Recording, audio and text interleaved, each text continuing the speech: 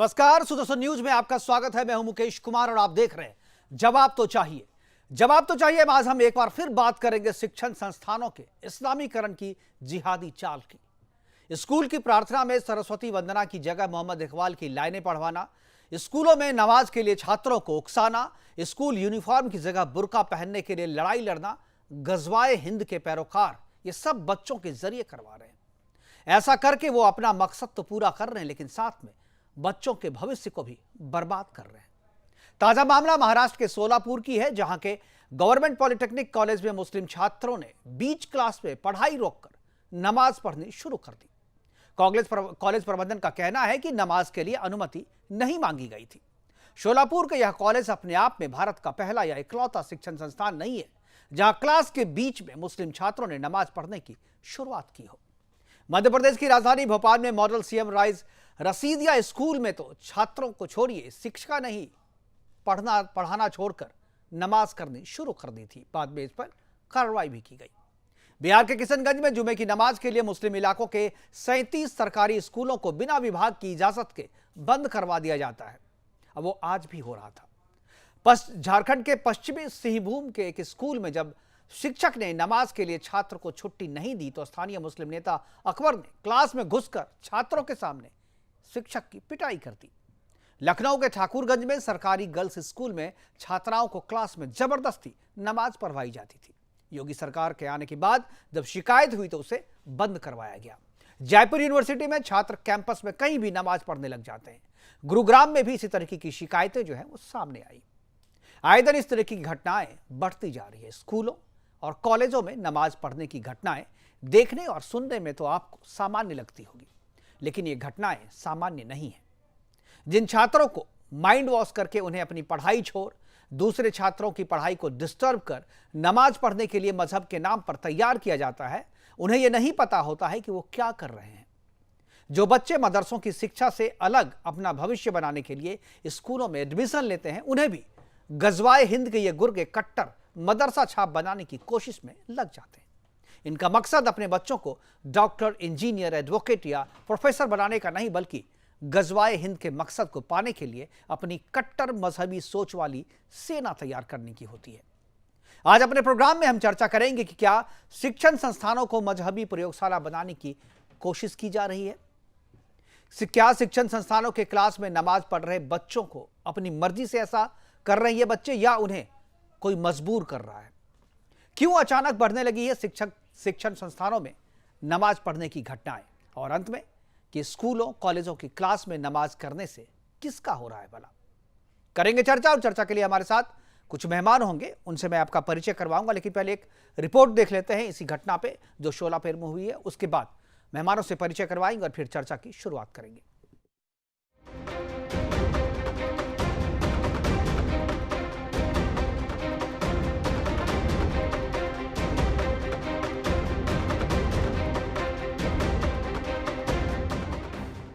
कभी सड़क पर नमाज, कभी ओवरब्रिज पर नमाज, तो कभी स्कूल में नमाज, तो कभी विधानसभा के भीतर नमाज। देश के शिक्षण संस्थान सहित अलग अलग पब्लिक स्थल पर खुलेआम इस्लामीकरण का प्रचार प्रसार चल रहा है और स्कूल प्रशासन सहित जिला प्रशासन इसे अब तक नजरअंदाज कर रहा है। समय समय पर देश के अलग अलग हिस्सों में स्कूल में नमाज पढ़ने की खबर सामने आती है और ताजा मामला महाराष्ट्र के सोलापुर का है, जहां सरकारी पॉलिटेक्निक कॉलेज में मुस्लिम छात्रों ने कक्षा में नमाज पढ़ा, जिसका वीडियो सामने आया है। पॉलिटेक्निक की पढ़ाई करने आए छात्रों को नमाज पढ़ने की इजाजत किसने दी? नमाज के दौरान क्लास में शिक्षक मौजूद थे। कॉलेज प्रशासन इसे नजरअंदाज क्यों कर रहा है?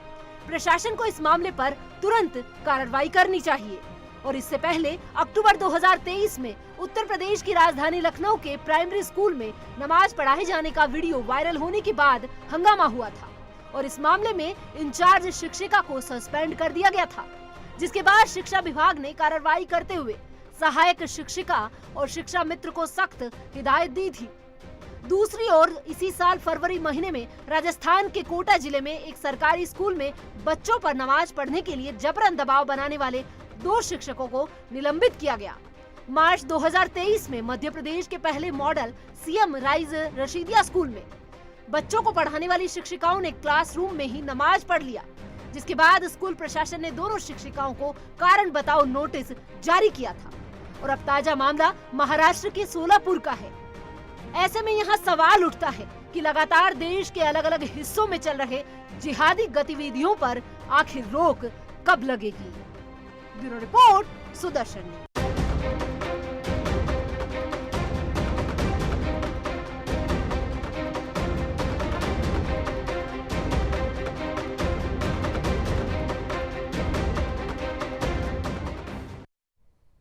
तो शिक्षण संस्थानों को जिहादी शिक्षा देने का अड्डा बनाने की कोशिश की जा रही है और वहां पर मजहबी शिक्षा को प्रमोट करने के लिए इस तरीके के नमाज का आयोजन किया जा रहा है। करेंगे चर्चा, और चर्चा को आगे बढ़ाने के लिए हमारे साथ कुछ मेहमान हैं, उनसे मैं आपका परिचय करा दूं। हमारे साथ हैं सुबोध मोहिते पाटिल, जो कि एनसीपी के पूर्व केंद्रीय मंत्री हैं, वो हमारे साथ जुड़ेंगे। महाराष्ट्र से मधु मुकुल त्रिपाठी जी है, अधिवक्ता है और इस तरीके के मामलों पर अच्छी समझ रखना है, वो हमारे साथ रहेंगे। आमिर रशीद जो है मुस्लिम विचारक के तौर पर है, और एडवोकेट असगर खान मुस्लिम स्कॉलर के तौर पर हमारे साथ रहेंगे, और हाजी शेख हुसैन कांग्रेस नेता के तौर पर आज हमारे साथ इस प्रोग्राम में शामिल हो रहे हैं। सभी मेहमानों का स्वागत है। और अगर मेरी आवाज़ जो है मोहिते पाटिल को अगर मिल रहा है, सुबोध मोहिते पाटिल जी, क्या आवाज़ मिल रही है आपको? सुबोध मोहिते पाटिल जी, एक बार अपने आप को अनम्यूट करें। पाटिल जी, आवाज आ रही है पाटिल जी आपको?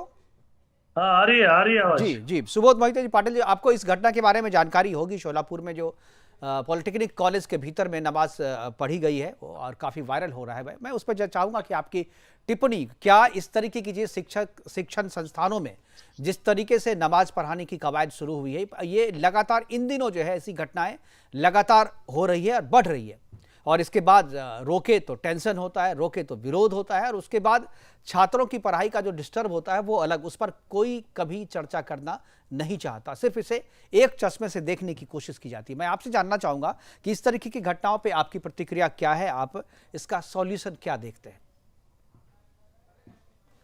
देखिए, ये घटना जो है महाराष्ट्र में तो पहली बार हुई है।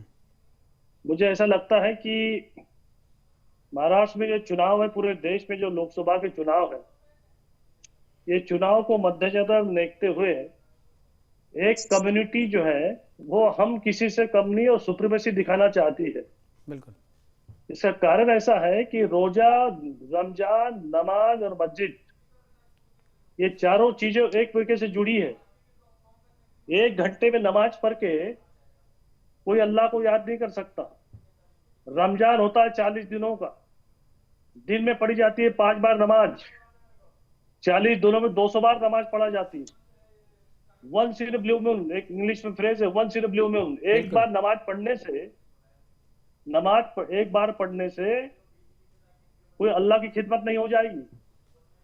अगर सही में वो मुस्लिम है, इस्लाम को मानता है, तो उसको 200 बार नमाज पढ़ना चाहिए 40 दिन में, रोज 5 बार मस्जिद में जाके। जिस स्टूडेंट को नमाज पढ़ना था या जिसको भी नमाज पढ़ना है, जो आज पढ़ा वो कल भी पढ़ेगा, जब तक रमजान खत्म नहीं होता तब तक पढ़ेगा। उसके बाद में हिंदू आएगा, वो नवरात्रि का घट बिठाएगा, मंदिर में देवी बिठाएगा। फिर आएगा गणपति, वो गणपति 10 दिन आरती गवाएगा, वहां भोग लगाएगा, वहां डांडिया चलेगा, वहां आरती चलेगी। अब मैं इसलिए बता रहा हूं कि ये कोई विद्यार्थी या मुस्लिम विद्यार्थियों की गलती नहीं है, इसमें बहुत बड़ा षड्यंत्र है। चुनाव को देखते हुए इस चुनाव में कम्युनल एंगल कैसे लाया जाए और इसके पीछे कौन है, it is matter of investigation. किस बच्चों को किस प्रलोभन में ऐसी कृति करने के लिए मजबूर किया जाए, कोई मुस्लिम लॉ ने या हिंदू लॉ ने। देखिए, स्कूल जो है, इसको एजुकेशन इंस्टीट्यूट बोलते हैं। बिल्कुल। ये कोई रिलीजियस जात और धर्म पे जगह नहीं है भाई। कॉन्स्टिट्यूशन में, मुस्लिम लॉ में, हिंदू लॉ में स्कूल या एजुकेशन या कॉलेज को आप रिलीजियस प्लेस माने हैं क्या? अरे जिसको भी नमाज पढ़ना है छुट्टी लेके मस्जिद में जाए, जिसको हनुमान चालीसा बोलना मंदिर में जाए।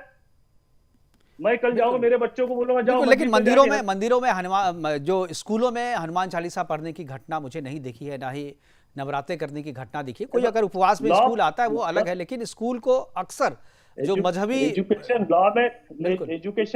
ये परमिट नहीं होता, ये मेरा पॉइंट है। बिल्कुल बिल्कुल, कांग्रेस एजुकेशन का एक सिस्टम है। बिल्कुल आपको उसी नियम के हिसाब से चलना चाहिए। और यही बात जो बुर्के पहन करके आते थे उनके लिए भी हम लोग बार बार कहते थे कि भाई यूनिफॉर्म कोड है, ड्रेस कोड बना हुआ है सरकार की तरफ से, और वो स्कूल को बनाने का अपना अधिकार है, संविधान ने दिया है, उससे अलग कोई भी ड्रेस वहाँ पे नहीं चलती। हाजी शेख हुसैन साहब हमारे साथ हैं, कांग्रेस के नेता हैं। मैं चाहूँगा एक बार हाजी साहब आपका कमेंट इस पे हो, आपकी टिप्पणी हो, आप इसको किस नज़रिए से देखते हैं? मुझे तो सोलापुर की कोई घटना जो क्या हुई उसके बारे में कोई जानकारी नहीं।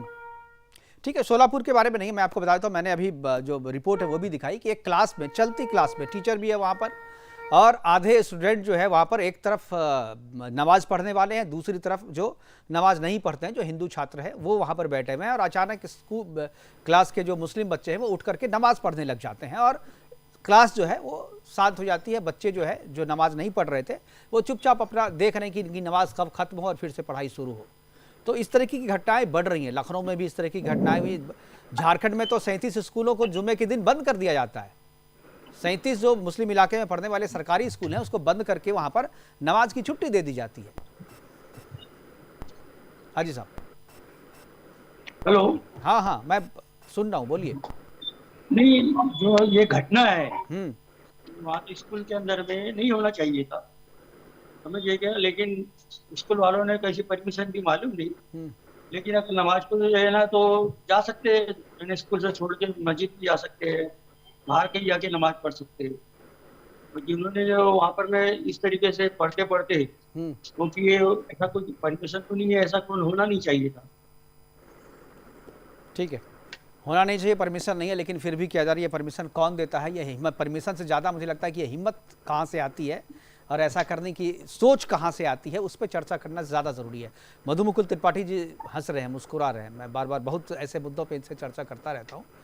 मधु जी, मैं आप ही के पास आ रहा हूँ। क्या लगता है, क्या सोच होती है इसके पीछे? क्यों स्कूल में? जी देखिए मुकेश जी, बड़ा दुर्भाग्य है। जरा आप कल्पना कीजिए थोड़ी देर के लिए कि एक डॉक्टर ऑपरेशन कर रहा है और बीच में ऑपरेशन छोड़कर वो नमाज पढ़ने लगे, तो क्या स्थिति होगी? मुझे समझ नहीं आ रहा है कि स्कूल शिक्षा के केंद्र हैं या स्कूल इस प्रकार का टेररिस्ट, मतलब आतंक फैलाने के लिए शक्ति प्रदर्शन का एक केंद्र है। ये कुछ नहीं है, केवल शक्ति प्रदर्शन को करने का एक प्रयास है, टेरराइज करने का प्रयास है। एज पर लॉ स्कूल में केवल और केवल शिक्षा होगी। स्कूल में किसी भी प्रकार का धार्मिक एक्टिविटीज क्लास के समय नहीं परमिसेबल होनी चाहिए। ये बिल्कुल फेल्यूर है, सिस्टम का फेल्यूर है और वहां का जो मैनेजमेंट है उसका फेल्यूर है। मुझे तो आश्चर्य हो रहा है कि इस प्रकार की घटनाएं हो रही हैं और सिस्टम शांत है। सिस्टम पहले ये बताए कि फिर तुमको कह दे भाई नमाज पढ़ते रहो, क्यों आते हो यहाँ? अभी देखिए जैसे आप दिखा रहे हैं कितनी परेशानियां होती हैं। ये अगर आप ट्रेन में जा रहे हैं कितनी परेशानी होती है, आप पढ़ रहे हैं कितनी परेशानी होती है। कल को कोई आदमी कहेगा मैं तो यहाँ हनुमान चालीसा पढ़ूंगा, कोई कहेगा मैं रामचरितमानस पढ़ूंगा, कोई कहेगा कि मैं पादरी हूं तो मैं प्रेयर करूंगा, कोई कहेगा मैं पारसी हूं तो मैं। क्या तमाशा हो रहा है? There should be certain system. Mohite साहब जो कह रहे थे, मैं सहमत हूं उनसे इस बात पर। सुबोध जी बिल्कुल सही कह रहे हैं कि ये शक्ति प्रदर्शन है बिल्कुल केवल, और टेरराइज किया जा रहा है दूसरे लोगों को। ये बताया जा रहा है कि देखो हम क्या हैं, हम जो चाहते हैं वो कर सकते हैं। क्षमा चाहता हूं, अभी हाजी जी कह रहे हैं उनको पता ही नहीं है। इसे कहते हैं अल तकिया। उन्होंने केवल ये कहा कि ऐसा नहीं होना चाहिए, लेकिन उन्होंने ये नहीं बताया कि क्यों हो रहा है, इसके पीछे कौन है, क्या राजनीतिक शक्तियां नहीं है, क्या इसका विरोध ये लोग कर रहे हैं। शर्मनाक है। ठीक है, एडवोकेट असगर अली भी हमारे साथ हैं, असगर अली खान हमारे साथ हैं। असगर साहब, मैं आपसे जानना चाहूँगा, आप भी एडवोकेट है, जैसा कि मधु मुकुल जी कह रहे थे कि अगर डॉक्टर जो है वो ऑपरेशन बीच में छोड़ करके अगर नमाज पढ़ने लग जाए तो क्या हो?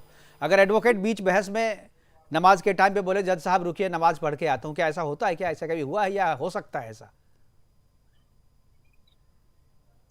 देखिए, अगर आप मेरी जाती बात करेंगे, मेरे साथ तो होता है। मैं नमाज को चला जाता हूँ। मैं अपने उन जज साहिबान का बेहद शुक्रगुजार हूँ जो ये सुनकर के मैं नमाज को गया हूँ, मेरी फाइल को रख देते हैं, जब मैं आता हूँ उसको टेकअप कर लेते हैं। ये मैटर ऑफ रिकॉर्ड है मेरे पास।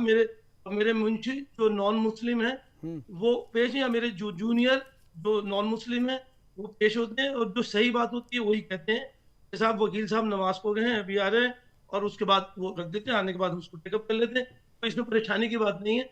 लेकिन जो है परेशानी, देखिए परेशानी उस मुंशी को नहीं होती होगी। सामने आया हमारे, नहीं, मैं आपने सर इसमें कहा जो परेशानी उस मुंशी को नहीं होती, किसी को अगर हम नहीं, जिसका केस आप लड़ रहे हैं उसको होती होगी ना। जिसका केस आप लड़ रहे हैं उनके उसके टाइम में वो आपको पे करता है उस टाइम के लिए ना, आप उसके टाइम को छोड़ के नमाज पढ़ रहे हैं। मैं मुकेश भाई मैं आपको बताऊं, जो मेरे 39 साल पहले मेरे थे मेरे क्लाइंट्स, वो मेरे आज भी क्लाइंट 39 साल पहले जो थे। 39 साल से उनका केस आपने सॉल्व नहीं किया, इसका मतलब नहीं, जो करते रहते हैं ना बहुत सारे आप जैसे लोग होते हैं, भाई एंकरिंग कर रहे हैं हाँ। हम वकालत कर रहे हैं मतलब क्लाइंट को फंसाया हुआ है तो फंसाया हुआ है। 39 साल से आप नमाज पढ़ रहे हैं, 39 साल से। ऑन लाइटर नोट, आप 39 साल से उनको क्लाइंट बनाए हुए हैं। भाई वो नहीं क्लाइंट बने हुए हैं वो। ये आपके लिए भी ताज्जुब की बात है, जो सुनेगा उसके लिए ये इसलिए कि वो इस बात से सेटिस्फाई है और वो जानते हैं कि साहब ठीक है, उनके केस में, उनके मुकदमे में, उनकी कार्रवाई में। ठीक है, चलिए आपको जज साहब इजाजत दे देते हैं, आपको जज साहब इजाजत दे देते हैं। जिहादी अड्डा, ठीक है, सुबोध मोहिते जी कुछ बोलना चाह रहे हैं। सुबोध, जिहादी अड्डा बनाया सिस्टम में। अगर नहीं मुकेश भाई, अगर सिस्टम में कोई चीज चल सकती है, लेकिन इसमें मैं कह रहा हूँ, मैं खुद भी कह रहा हूँ, तो आप क्लास की बात कर रहे हैं। हाँ, मैं मोहिते साहब मैं आऊंगा, जरा इनको बात पूरी करने दीजिए जी। तो वो अगर उन्होंने इस सिस्टम में इजाजत दी है तो उन्हें इस सिस्टम में नहीं देनी चाहिए थी। और कहाँ भी ऐसा होता है, क्लास चल रही है और नमाज हो रही है, वहां नॉर्मली ऐसा कभी कहीं देखने नहीं, मैंने तो उदाहरण दिए आपको। लखनऊ के ठाकुरगंज के स्कूल में, हजारीबाग के, झारखंड के सिंहभूम के स्कूल में, बिहार के 37 जिलों में जो उर्दू स्कूल है जो किशनगंज के पास, हम यहाँ भी कह रहे हैं। हाँ। मैं आपको बताऊं तो ये तो सिस्टम अब आपने चेंज किया है। हमारे बच्चों ने जुमे, आप जुमे की नाम ले रहे थे अभी, जुमे में आधे दिन में स्कूल बंद होते थे। ये भी मैटर ऑफ रिकॉर्ड है। नहीं, अगर मैं गलत कर रहा हूँ आप मालूम करा लीजिए।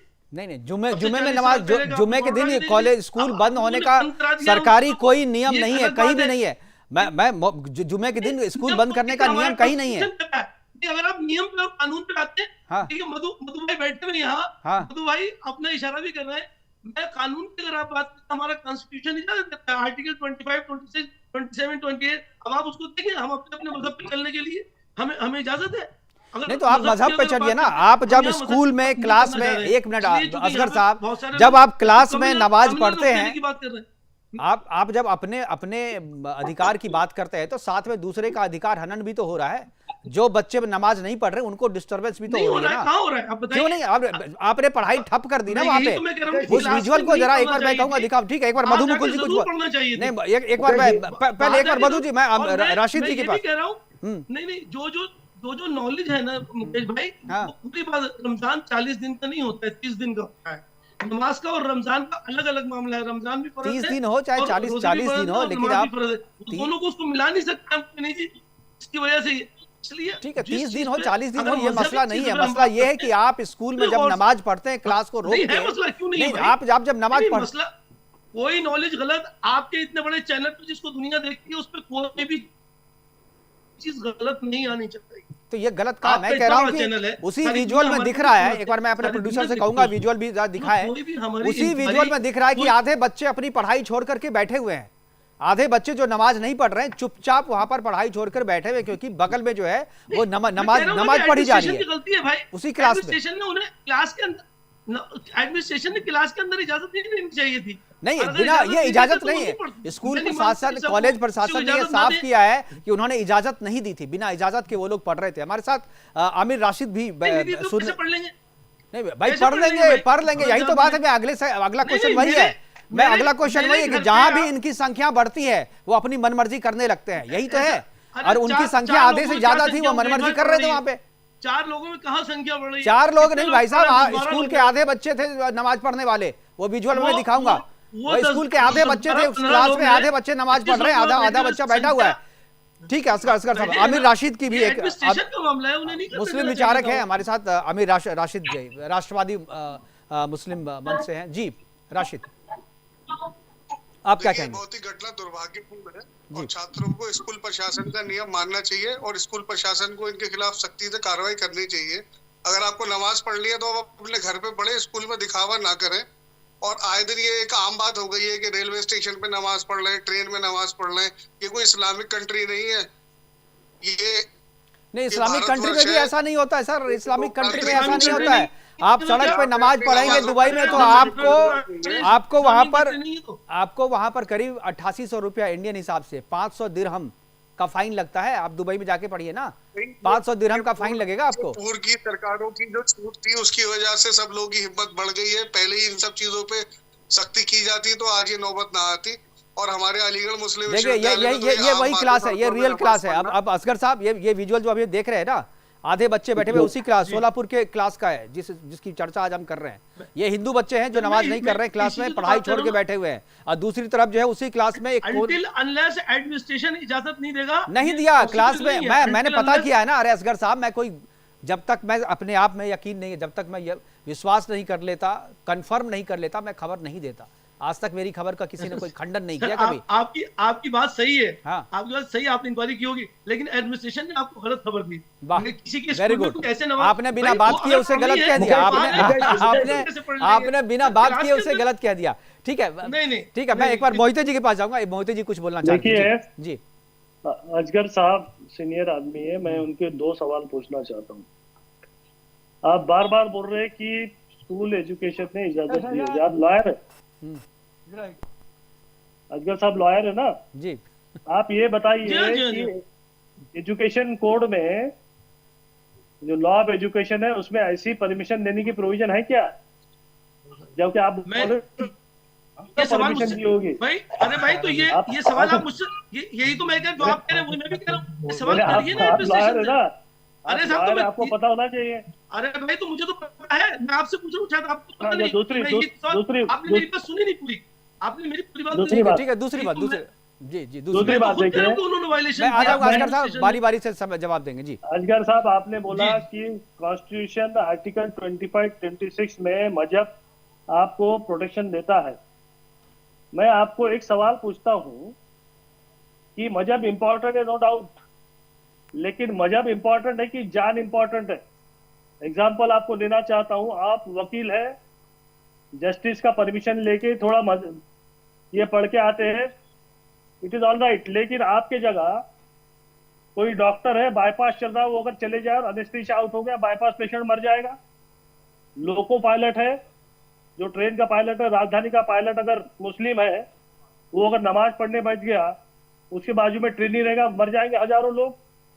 फ्लाइट का पायलट है, सुनिए ना, जब ये मजहब आपको परमिशन देता है, लेकिन कौन से सर्कमस्टेंसेस में परमिशन देता है? कोई डॉक्टर को परमिशन देगा, कोई लोको पायलट को परमिशन देगा, फ्लाइट के एयरक्राफ्ट को परमिशन देगा? वो तो जान का मामला है।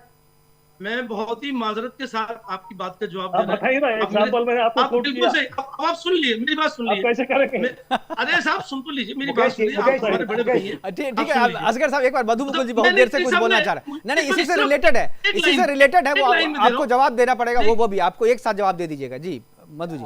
मुकेश जी, आर्टिकल 25 को मिसकोट कर रहे हैं। आर्टिकल 25 पढ़ लें असगर जी, उसमें है the above mentioned freedom are subject to public order, health and morality। तो क्या सब public order, morality, of course Subodh मोहतो जी बिल्कुल स्पष्ट कह रहे हैं। सोचिए, मैं लोको पायलट हूं, मैं ट्रेन चला रहा हूं, मैंने कहा नहीं, मैं तो अब ठीक है, सेम क्वेश्चन है सर, सेम क्वेश्चन है, मैं एक बार जवाब चाहता हूं। जी असगर साहब, मिसकोट न करें। जी सर मैं बिल्कुल, मैं अपने दोनों बड़े भाइयों से माजरत के साथ इसका जवाब दे रहा हूँ। मैंने अपनी पूरी लाइफ में देखा है, और सबके लिए, मैं मुसलमानों की खाली बात नहीं कर रहा हूँ, हिंदू मुस्लिम सिख ईसाई सबकी बात कर रहा हूँ। जो लोग, मधु जी मैं बीच में नहीं, मैं फिर आ जाऊंगा, मैं आपके पास आ जाऊंगा, आपका इसको बात पूरी करने। जी जो लोग अपने मजहब पे चलते हैं, वो ट्रेन पायलट, ट्रेन ड्राइवर हो, जहाज के पायलट हो, डॉक्टर हो, इंजीनियर हो, वकील हो, जिन्हें नमाज पढ़नी होती है वो वक्त में नमाज पढ़ते हैं, जिन्हें रोजा रखना होता है, जिन्हें पूजा करनी होती है, जिन्हें गुरुद्वारे जाना होता है, सब अपनी अपनी इबादतें अपने अपने वक्त पे करते हैं और उनमें सब में सारे मजहबों में टाइम के एडजस्टमेंट की इजाजत है। इसी तरीके से इस्लाम में भी है, जिस वक्त की नमाज आप ये जिक्र कर दिखा रहे हैं उसमें भी कम से कम घंटा 2 घंटे का टाइम होता है। यही बात मैं एडमिनिस्ट्रेशन से बात कहना चाह रहा था कि अगर ऐसा था भी तो इतनी गुंजाइश थी तो उस क्लास के बाद या तो वो नमाज पढ़ लेते या बाहर जाके पढ़ लेते। बात अगर बात वो नहीं है। बात देखिए, आप लोग देखिए, मैंने इसीलिए पहला क्वेश्चन जो है असगर साहब, इसके लिए कुछ नहीं कह सकता। असगर साहब पहला क्वेश्चन मैंने इसीलिए रखा। सर मुकेश भाई सिर्फ इतनी बात कह रहा हूं कि मैं आपको कहिए तो अभी 100 एग्जाम्पल दे दूं। मैं मुसलमानों की और गैर मुस्लिम, मैं हिंदुओं के, सिखों के, ईसाइयों के, सबके मेरे पास एग्जाम, मेरे दोस्त हैं, करीबी हैं, अपने अपने मजहब की पूरी पैरोकारी करते हैं और जो अपना काम है चाहिए। मुझे इसमें एतराज का है, मुझे कोई एतराज नहीं है। मेरा सवाल अब दूसरा है। देखिए, पहली तो मैंने पहले दौर में मैंने आप सबसे पूछे रिएक्शन। अब मैं आपको बता रहा हूं कि ऐसा क्यों होता है। मैं आपसे पूछा, आप बताइए ऐसा क्यों होता है। स्कूल में ये बच्चे क्यों पढ़ने लगे नमाज, ये बताइए। इसके पीछे कौन है, इन बच्चों के पीछे कौन है, कौन बच्चों को कहता है। इससे पहले तो आपके कभी 3 साल 4 साल उनको देखिए मुकेश भाई, 2 चीजें हैं। एक तो एडमिनिस्ट्रेशन खुद है, दूसरी ये कि हमें इन चीजों को हाईलाइट नहीं करना चाहिए। नहीं, ये बात तो आप गलत कह रहे हैं। हाईलाइट नहीं करनी चाहिए। हाईलाइट क्यों नहीं करें? जो गलत हो रहा है, जो गलत हो रहा है उसे दिखाना हमारा फर्ज है। जो गलत हो रहा है उसे दिखाना हमारा फर्ज है और हम उसको दिखाएंगे। आप उसे मना नहीं कर सकते। कहां से है साहब? सिर्फ आप चाहिए, आपको चाहिए एडमिनिस्ट्रेशन को कहें कि भाई इनको क्लास में कैसे। अब मैं बताता हूँ रीजन। मैं ठीक है, मैं रीजन अपने सारे जो मेहमान है मैं उनसे रीजन पूछना चाहूंगा। राशिद साहब, मैं आपसे पूछना चाहूंगा, उसके बाद हाजी जी। राशिद साहब, इसके पीछे वजह क्या है? के पीछे सिर्फ जो कट्टरपंथी मुस्लिम धर्म गुरु है वो लोग हैं। वो इन लोगों के दिमाग में माइंड वॉश करते हैं, इनको ये दिखाते हैं कि हमारा धर्म सबसे सुपीरियर है, आप इसका दिखावा करो, किसी से दबने की जरूरत नहीं है, हम लोग सबसे सर्वोच्च है। ये एक विचारधारा इनके दिमाग में डाली जाती है, उसी को लेके ये लोग समाज में घूमते हैं। और ये उसी का कारण है कि क्लास में एक साथ पढ़ने वाले साथ में दोस्त लोग जब धर्म की बात आती है तो एक तरफ खड़े होकर नमाज पढ़ने लगते हैं। और ये चित्र देखने में इतना भयानक लग रहा है कि एक तरीके का रेडिकलाइजेशन क्लास के अंदर हो रहा है। छोटी क्लास के बच्चे ये सोच लेके समाज में जाएंगे तो क्या होगा, क्या इसके परिणाम। बहुत सही चीज। हाजी शेख हुसैन साहब, क्या आपको क्या लगता है इसके पीछे वजह क्या है? हाजी शेख साहब, आपको आवाज आ रही है? मुझे लग रहा है कि आवाज नहीं आ रहा। मैं पाटिल साहब, मैं आपसे जानना चाहूंगा, आप इसके पीछे वजह क्या मानते हैं, क्यों होता है ऐसा, क्यों हो रहा है? पूरे हिंदुस्तान में राजनीति किस पे चलती है? आप कहीं पे भी चल जाए, नॉर्थ साउथ ईस्ट वेस्ट, धर्म की राजनीति चलती है ना। अभी राजनीति काय की चल रही है? आज के दौर में पॉलिटिक्स का, तो 2024 में आप देखिए, एनालिसिस करेंगे, हर स्टेट में अलग अलग तरीके से सिर्फ धर्म और धर्म की राजनीति चलती है। बहुत सारी पार्टियां जो है वो धर्म के बेसिस पे बनी है, कोई कास्ट के बेसिस पे बनी है, कोई लैंग्वेज। अकबर ओवैसी जी की पार्टी काय पे बनी हुई है? बिल्कुल। मायावती जी की पार्टी काय पे बनी हुई है? धर्म पे बनी हुई है। अभी जो माहौल गर्म है, अभी चुनाव का माहौल है, 15 दिन में 20 दिन में चुनाव है लोकसभा का। हर व्यक्ति, हर धर्म, हर जाति, अपना समुदाय अपनी ताकत दिखाना चाहता है और ये सिद्ध करना चाहता है कि हम किसी से कम नहीं, वी आर सुप्रीम।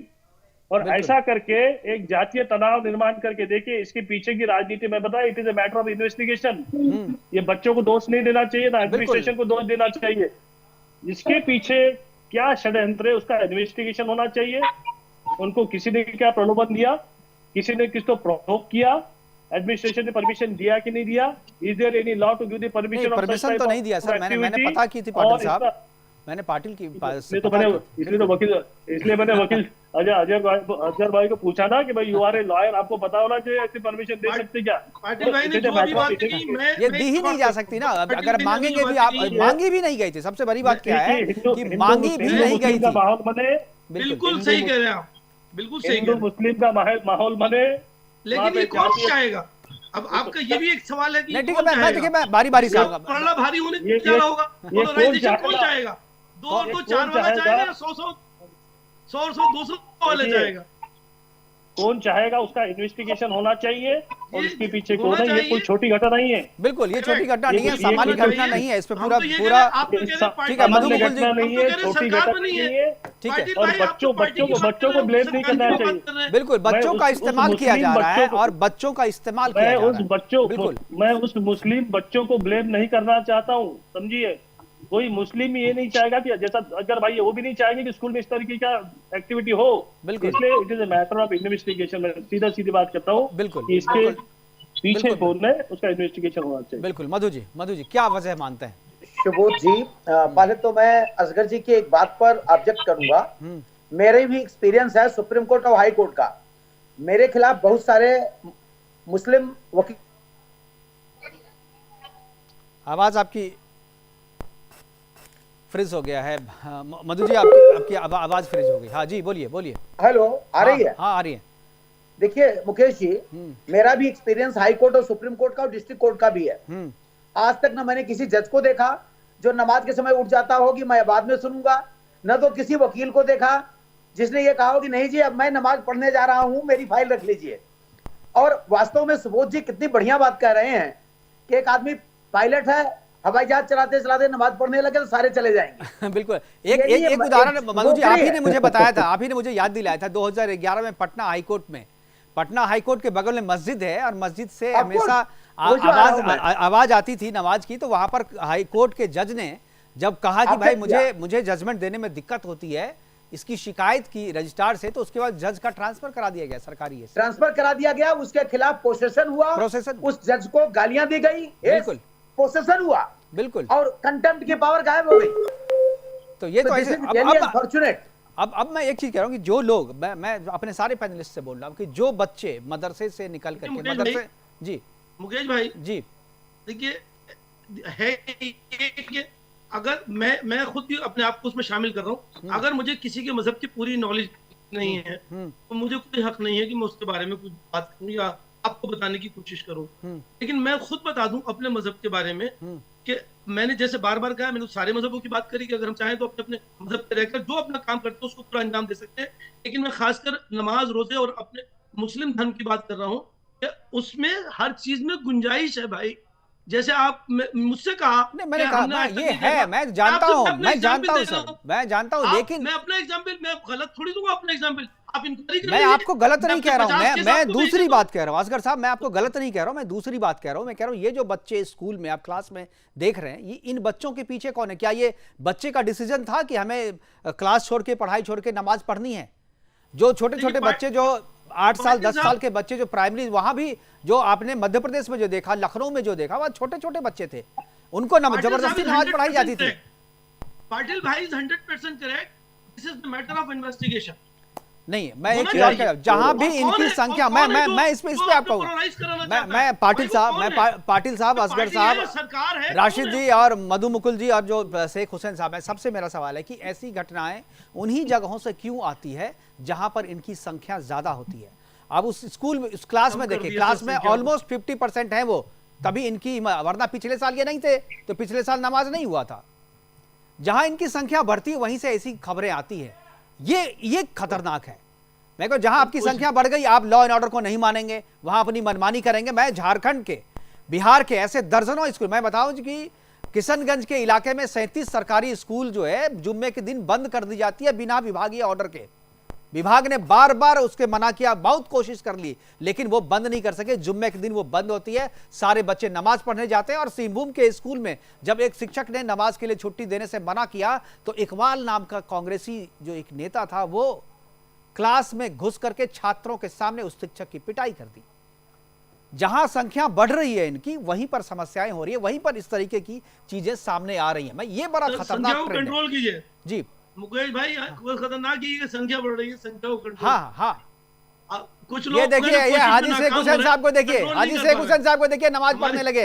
अब जरा देखिए इनको, ये क्लास, ये जो है अभी डिबेट करते करते इनको नमाज का टाइम हो गया, नमाज पढ़ने लगे। यार कैमरा तो ऑफ कर लीजिए हाजी साहब, ये दिखाने की जरूरत नहीं है। और हम सुदर्शन न्यूज पे नमाज पढ़ते हुए आपको लाइव नहीं दिखा, इनको हटाइए यहाँ से, इनका कैमरा, इनका कट कीजिए। ड्रामा है, ड्रामा है ये ड्रामा यहाँ पे नहीं चलेगा हाजी साहब। ये ड्रामा नहीं चलेगा। आप बीच डिबेट में नमाज पढ़ने लगे, आप यहाँ पर क्या दिखाना चाहते हैं आप?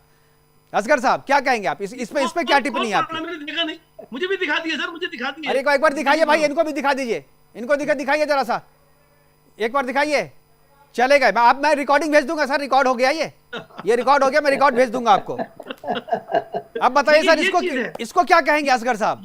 ये चीज है जी, इसको हम ड्रामा कह सकते हैं, क्योंकि मैं अभी बता दूं, मैंने भी अभी आधी नमाज पढ़ी नहीं पढ़ी। हाँ। बाकी चूंकि मैं अभी आपका प्रोग्राम खत्म हो रहा है, मैं नमाज पढ़ूंगा, मैं नमाज छोड़ थोड़ी दूंगा। ठीक है, वही बात जो आपने कही ना, जो कैफियत, वो वही बात तो ये कह रहे हैं कि वो चीज तो वो समझ में, ये क्या दिखाना चाह रहे थे हाजी साहब? हाजी साहब नमाज नहीं पढ़ रहे थे, ये दिखाना चाह रहे थे, जो मैं कह रहा था कि हमारी संख्या ज्यादा है, हम अपने आप को दिखा सकते हैं। देखिए सारी सिर्फ संख्या की बात ही नहीं होगी इसमें, जो अपने अपने यकीन की बात है। अगर संख्या की बात होती तो नहीं, ये जिस जगह से बैठे हुए हैं ना, वहां पर इनकी संख्या ज्यादा है, मुझे पता है ना, आपको नहीं पता है ना। जहां पर ये बैठे हुए हैं ना, वहां पर इनकी संख्या ज्यादा है, तो वो वहां पर मनमानी कर रहे हैं। अब हमारे स्टूडियो में आप आएंगे और यहां आकर के नमाज पढ़ने लेंगे तो मैं थोड़ी पढ़ने दूंगा। अब हमारे लाइव में बैठ करके हमारे इसमें आप नमाज पढ़ना शुरू कर दिया। अरे आपको नमाज पढ़नी थी तो आप काट लेते, चले जाते, इजाजत ले लेते हमसे, या नहीं भी इजाजत लेते, आप छोड़ के चले जाते, पढ़ लेते। कैमरे के सामने नमाज पढ़ करके आप क्या दिखा रहे हैं दर्शकों को, क्या दिखाना चाह रहे हैं आप? ये सब इन्वेस्टिगेशन का पार्ट है, ये पता करना चाहिए कि कौन है जो पोलराइज कराना चाहते हैं, कौन है इससे जो फायदा उठाना चाहते हैं, 2 और 2 4 वाले लोग, 100 और 100 200 वाले लोग। और आप तो पार्टी की बात कर रहे हैं, हम तो कह रहे हैं सरकारें इस पे बन रही हैं, कम्युनल पॉइंट पे सरकारें बन रही हैं, और हमें और आपको सहन करना पड़ रहा है, और उनका जुल्म भी सहन करना पड़ रहा है, आपको भी हमें भी। मुकेश जी बताएं मधु जी। देखिए क्या है, आप मदरसे में चले जाइए, किसी मदरसे में इसी प्रकार की शिक्षा दी जाती है। कुछ पुस्तक है जिसको ये धार्मिक पुस्तक कहते हैं, उसमें इसी प्रकार की शिक्षा है। इसीलिए सऊदिया ने बहुत सारी आयतों को, उज्बेकिस्तान ने बहुत सारी आयतों को, चाइना ने बहुत सारी आयतों को डिलीट करवा दिया है। बिल्कुल, उसका ऐसा कहीं नहीं हुआ है, ना कभी हो सकता है ऐसा।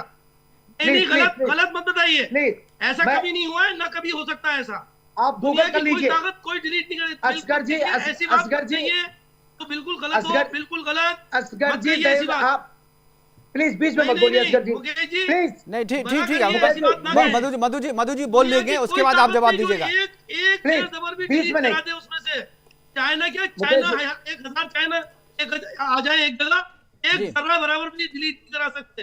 दुनिया की कोई ताकत नहीं करा सकती डिलीट। गलत बात है, ना हुई है। और ये तो आप असगर साहब प्लीज जी, मधु जी बोल, मधु जी प्लीज।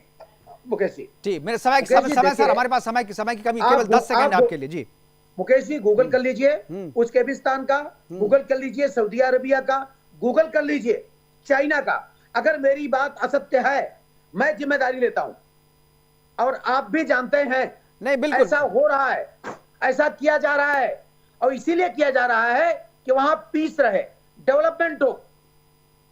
अभी मेरी बिल्कुल, आप सऊदी में चले जाइए ना, आप असगर साहब सऊदी में चले जाइए, वहां पर देखिए इस्लाम किस तरीके से। मैं गूगल को भी नहीं मानता जी, अगर आप कहेंगे तो मैं नहीं मानता, कोई भी नहीं मानेगा। अब आप न माने तो मत। चलो ठीक है, आप नहीं मानिए, मैं इस पे मैं देखिए, मैं कुरान पे और इस्लाम पे बहस नहीं कर रहा हूं, मैं तो उस समस्या पे बहस कर रहा हूं जो उसके कारण पैदा हुई है। नहीं ठीक है, चलिए, हमारे पास समय की कमी है सर, हमारे पास समय की कमी है, और हमारे साथ जो मोहित पाटिल जी, अगर आखिरी में कुछ बोलना चाहें 10 सेकंड में। मोहित पाटिल जी, जो नमाज पढ़ने लगे, हमको ऑनलाइन लाइव में नमाज पढ़ने लगे, क्या इस पे कहेंगे आप, क्या दिखाना चाहते थे? नहीं, हमको यही बताना है कि it is all political game चल रहा है। जैसा मैंने बताया कि वोट बैंक, जैसा आपको एग्जांपल भी दिया मैंने, कि ये कम्युनल बेस्ड पॉलिटिक्स का राज चल रहा है पूरे देश में। जैसा अकबर ओवैसी की बात बताया, मायावती की बात बताया, मुलायम सिंह की, तो अखिलेश यादव की बात बताया। महाराष्ट्र में भी ये ट्रेंड चालू करने का एक सिस्टम है कि वोट बैंक को आइसोलेट करके उसको कैसे डाइवर्ट किया जाए। नंबर 1, या तो कम्युनल असगर खान साहब का भी नमाज पढ़ने का वक्त हो गया है, मुझे लग रहा है मेरे प्रोग्राम के खत्म होने का भी वक्त हो गया है, तो मैं आखिरी एक बार मैं राशिद साहब से चाहूंगा, एक ही लाइन में हम बताना चाहते हैं असगर भाई को कि जान और मजहब, धर्म और जान दोनों चीज इंपॉर्टेंट है, लेकिन जान बचा के मजहब को अगर मानेंगे तो ह्यूमैनिटी होगी, ये दैट इज वेरी इंपॉर्टेंट। कोई मजहब किलिंग की नसीहत नहीं करता, कोई मजहब भी, दुनिया का कोई मजहब। ठीक है राशिद साहब, आखिरी ठीक है सर, बिल्कुल नहीं करता। बिल्कुल राशिद साहब आखिरी ठीक है, क्या चाहेंगे, हमको दूसरे प्रोग्राम को जाना है। बिल्कुल बिल्कुल हो गया सर, मैं ये खत्म ही कर रहा हूँ, हमारे पास समय की कमी है। हमारे साथ जुड़ने के लिए राशिद साहब आपका, मधु मुकुल त्रिपाठी जी आपका, सुबोध मोहित पाटिल जी आपका और असगर खान साहब आपका बहुत बहुत धन्यवाद। आप जुड़े और अपनी महत्वपूर्ण बातें कही हमारे साथ। हमारे साथ हाजी साहब भी जुड़े हुए थे, लेकिन नमाज पढ़ने के लिए चले गए, बीच में ही नमाज भी पढ़ने लगे थे, उनका भी धन्यवाद हमारे साथ जुड़ने के लिए। लेकिन जो चर्चा हम लोगों ने शुरू की थी कि क्लास में, शिक्षा के मंदिर में जिस तरीके से नमाज पढ़ के एक मैसेज देने की कोशिश की जा रही है, शिक्षा के मंदिर में नमाज वाली क्लास चलाई जा रही है, ये कहीं से भी सही नहीं है, ना तो उन बच्चों के लिए जो ये नमाज पढ़ रहे हैं, ना ही इस स्कूल के लिए और ना ही समाज के लिए और ना ही उन लोगों के लिए जो इसके पीछे हैं, जो उन बच्चों को जबरदस्ती नमाज पढ़वाना चाहते हैं। मदरसे से निकलकर जो बच्चे स्कूल और कॉलेज में आते हैं वो डॉक्टर, इंजीनियर बनने के लिए आते हैं, प्रोफेसर और एडवोकेट बनने के लिए आते हैं, ना कि एक ह्यूमन बम बनने के लिए। और उन्हें इस गजवाए हिंद के जो गुर्गे हैं वो उन्हें वही बनाना चाहते हैं जो खुद वो है। फिलहाल अभी के लिए इतना ही, दीजिए इजाजत, नमस्कार।